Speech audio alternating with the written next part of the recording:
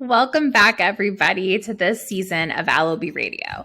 We're in our 6th season here on the podcast, and I've interviewed so many amazing entrepreneurs, shared my thoughts and journey of entrepreneurship and founder life. And this season, we will dive further into a mixture of both business and life episodes, with the goal of giving you story-based action items that you can take to grow your business or thrive in life. And today I wanted to just share a little bit of an update of where we are here at Allobee and at me personally as an entrepreneur. I think that when you're listening to a podcast, it's important to understand where the host of the podcast is coming from.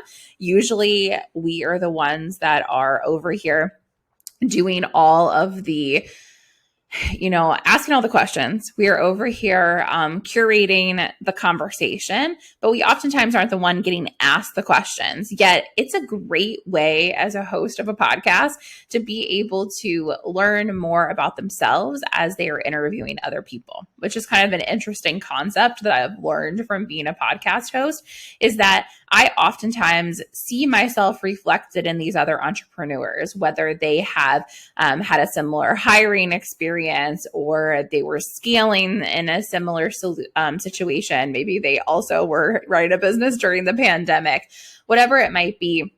It's a really good way to self-reflect as you are interviewing. And it's a great thing as a business owner to have that time and space to do that, because oftentimes we don't take that time to self-reflect. And I know that I've talked about this on the podcast before, but one thing that I have found as a business owner, maybe this is just like common as a female business owner, but it's really hard to go too far without taking time to self-reflect and take kind of an analysis of not just how is the business doing, but how are you doing as a business owner?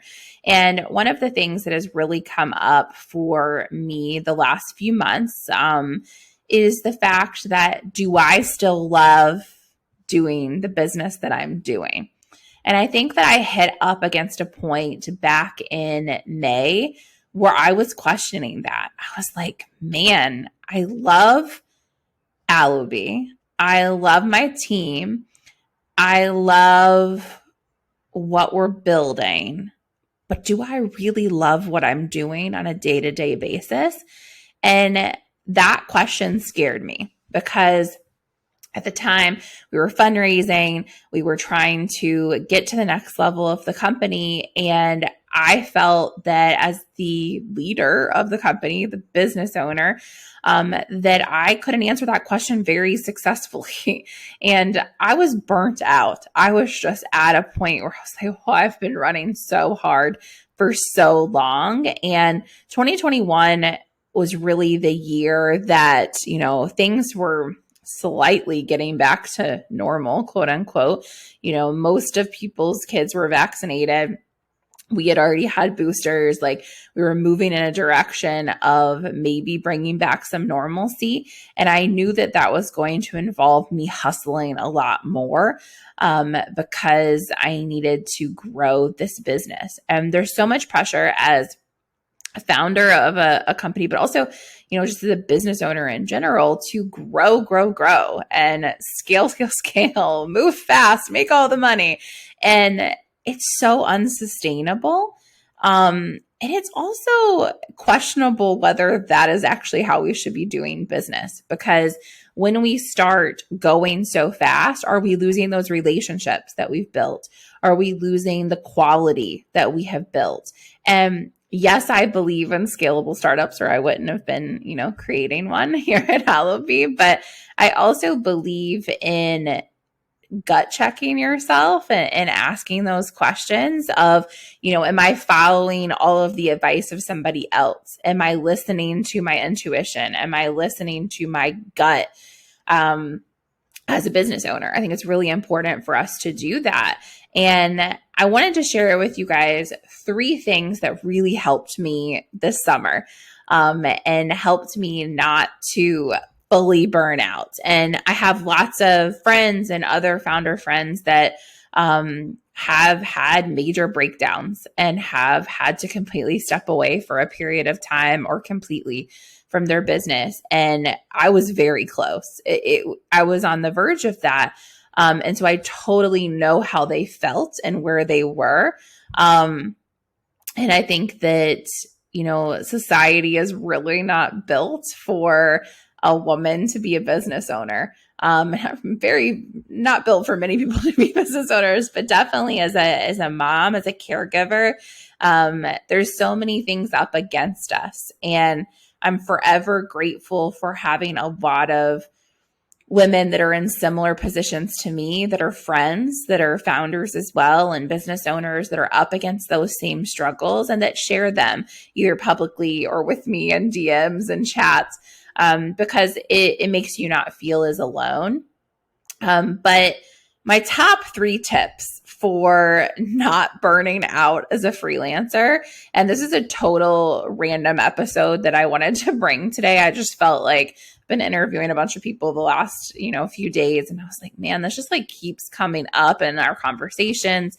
It keeps coming up in my own personal conversations. It is very talked about right now in society for mental health and burnout, and also women's ambition.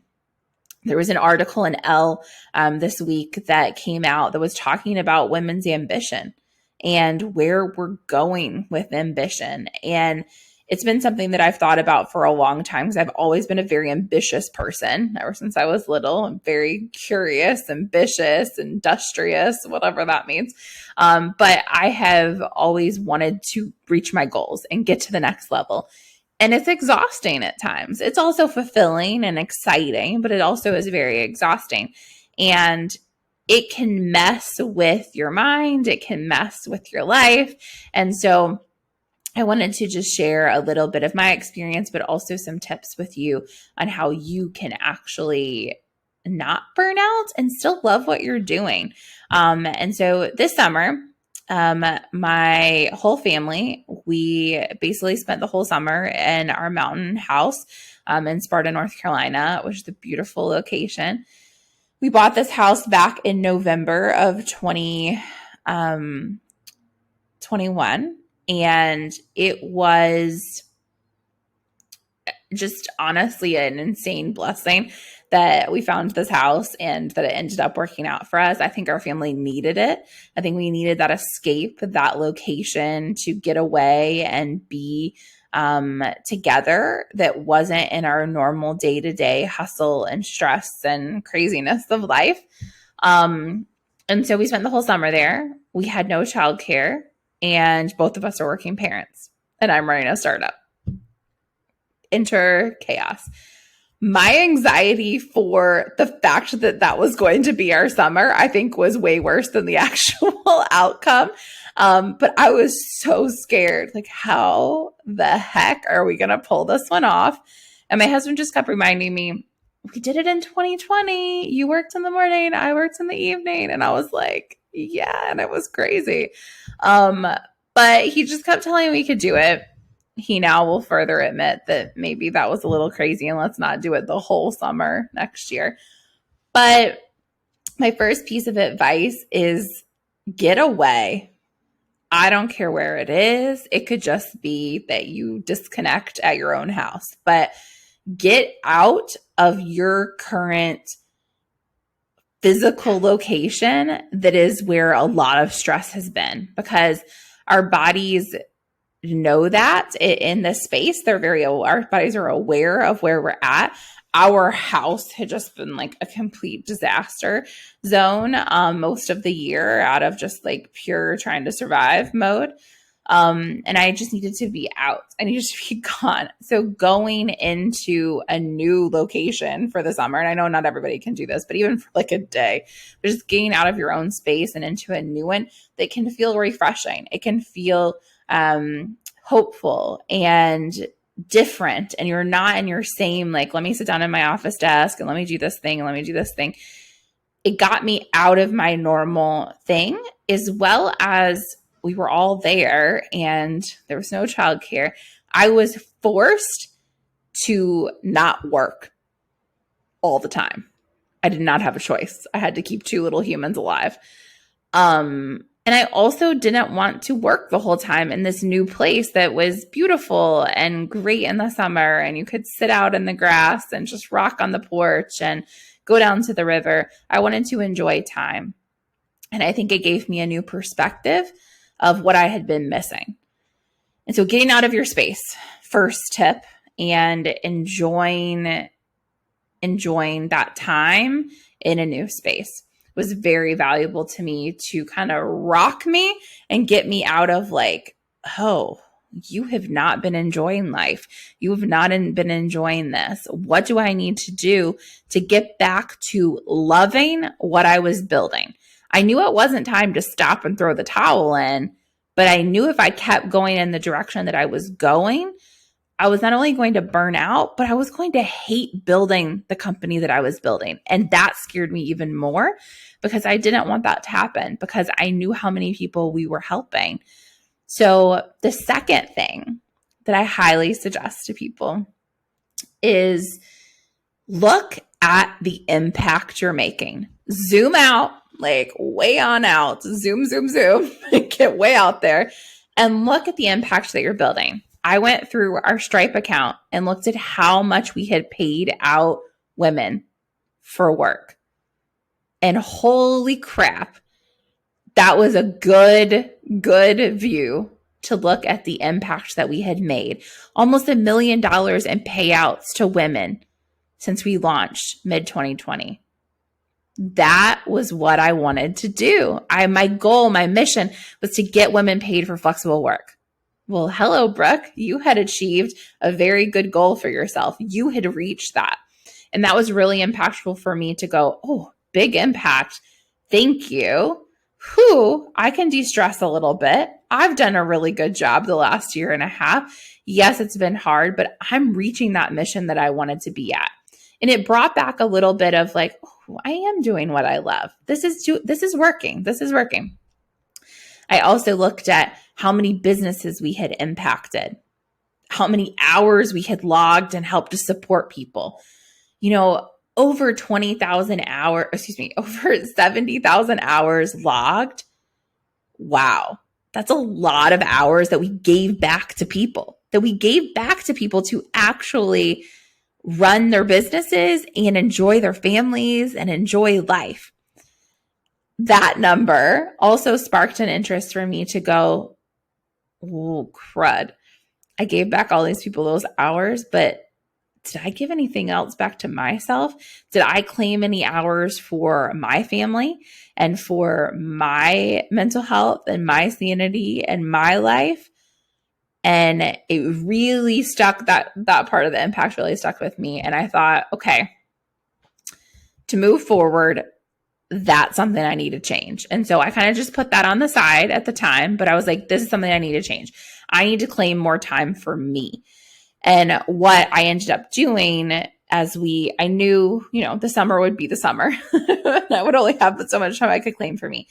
But I immediately blocked off time on my calendar starting in September, going forward, once the kids were in school, for just me. To not start work until a certain time, to block off lunch break, to make sure that I had time to pick up the kids and that I had the afternoon to hang out with them when they got home from school. I blocked that time so no one would take it, and it was protected and it was sacred because I was mad that all my time had been spent on building this company. And that was a huge thing that kind of like shifted for me, is like, I did it to myself. It's no one's fault. It was mine. I let that happen, but I was mad that I was building a flexible work and freedom solution for other people, and I wasn't getting that. And I think it really hit me this summer that I was like, oh, well, dang. I left my job, my 9-to-5, for flexibility and freedom 7 years ago, and I'm losing it now. How do I get it back? And one of my dear friends, other entrepreneurs, Pamela Peckerman, that has the wonderful company Hustle Like a Mom, she talks about being, her brand is for women from drop off to pick up. And that was me for years. That was me. That's what I wanted to be. That's what I love. That's what I resonate with. I still resonate with that. And I was like, man, I want that back. I want to be able to go get ice cream with my kids after school if we want to, or go to the park, or see them play a sport, or go play tennis with them.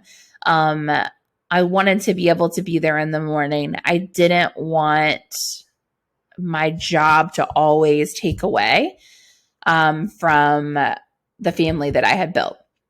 And so that was really something that kind of came out of looking at that impact. And so I encourage you to take a moment and look at the impact of the business that you're building. And is it in alignment with what your goals are for your own life? Or is it really impacting it in a negative way? The third thing that I would suggest to people to do is something that I have not done yet. And it is something, though, that I discovered through this summer, is that I needed to find something that I loved outside of work. And this is almost comical because my good friend, Eve Rodsky, she's a phenomenal person, as well as has written two of my favorite books, Fair Play and Unicorn Space. Fair Play was amazing for my marriage and life. And then Unicorn Space, I loved the book, but I did not put it into action. And I did for a little brief period of time when it came out, but I missed having something for me. Like, what's Brooke outside of Allobee was starting to wane and not have like a thing. Or Brooke outside of mom life. And I wanted to really readdress that. So I reread Unicorn Space, I guess about a month ago. And I told myself I'm going to sit on it for a little bit, because last time I read Unicorn Space, I went down this, we're going to plant a garden at our house and we're going to vlog about it. And it's going to be all this stuff about this old farmhouse that we built. And it's going to be great. Well, yes, that would be a fabulous thing to do one day, and move to our farmhouse full time or something like that, which was all a pipe dream. But that's a whole nother business. It's a whole other thing. That is not a hobby in a unicorn space of something that I can do that I love anytime. And so I've been thinking a lot about the different things, and I will report back on my full unicorn space experiment. But I just want to say that if you've read that book and it's been hard for you to embrace and find what that looks like for you, you're not alone. I really struggle with making time for things that I want to do, that are not things that my family needs, that my business needs, that my employees need, that everybody needs but me. And I can go a long way without that, but that was one of the big things that I found of what was causing a lot of the burnout this summer, was that I had gone a long time without that. And trying to just rediscover that and what that is, it is really hard, especially as someone that gives. And so I encourage you to read that book and find some space and time to kind of reflect and journal on it. What does that look like? What is that? And I'll report back on what mine is. And I'm going to do just a 30-day just journey of that and making it a priority and seeing how that goes for me. So I'll report back. But to recap, the three things are: one, get out of your space and into another space that is going to help and support you to get a different mindset. Just physically remove yourself from the space that you've been in that's stressing you out and burning you out on. The second one is to look at the impact that you've made as a business owner, or as a mom, or as whatever it is you are that is burning you out and stressing you out. Look at that. And then the third one is to find your unicorn space, or find what is going to help you outside of your job and your business and everything else. What is going to be something that's yours? It's not my kids, it's not my husband's, it's not anybody else. It is mine. And it's going to fill me up, and it's going to make me happy and joyful and give me those feelings that I'm not getting very much of from a lot of different places. I knew that at the beginning of the summer when I was feeling that, I was like, I just want to laugh and be happy and joyful. And my daughter said something to me that was kind of like the propelling that caused all of this for me to start thinking about everything. Is I was laughing. It was one weekend when we first got into the farmhouse for the summer. And I was just like, finally had a minute to breathe. And I was just like laughing about something. And we had a little dance party. And I just like totally let myself enjoy and be in the moment and be joyful and happy. And she was like, Mom, you just look so happy. Just so happy. I haven't seen you like this in a long time. And I was like, oh, wow. Like, I don't want her to think, oh, great, Mom's a CEO. She has a great business, blah, blah, blah. That's great. She's ambitious, all of this. But that ambition does not equal happiness and joy. And that was something that was just like, oh, uh-oh. And so back to that article from Elle, one of the things that I thought was really, I'll link it in the show notes, but one thing that I thought was really interesting was that women are leaving this quote unquote ambitious career or ambitious businesses for things that they love and that bring them joy and happiness, or more space and time for joy and happiness. So it doesn't mean you have to leave your job. I'm not Beyonce over here, saying, go ahead and jump off and leave your job. Even though we love Beyonce here, but I'm saying that you need to find the right balance of ambition and joy kind of mixed together. And I'm still on that search, so I'll let you know how it goes. But I think that that's something that we need to all find. What is that? What does that look like? And society is not helping us out with this. So we got to internally go on this journey together to find out what it is. But that's all I have for you today. Welcome back to season 6. We actually have a very full season. I'm really excited about all of the interviews I've already done and all that are coming down the pipeline. It's going to be a great season, lots of action, tools and stuff that you can, but also a lot of stories and reflection and just going, how do we do this business thing, this freelancing thing? How do we do all of this together in a way that makes us all feel good and make a big impact on the world? So thank you for listening. Stay tuned for a great season. You're going to get to hear a lot of really great stories coming up in the next episodes. And definitely check us out at allobee.com. We have a new product that is out and hot and fresh called Allobee Plus. Go and check it out, especially if you're a freelancer. It will definitely help your business and help you get jobs as well. And I look forward to this season with each and every one of you. Have a great day, everybody.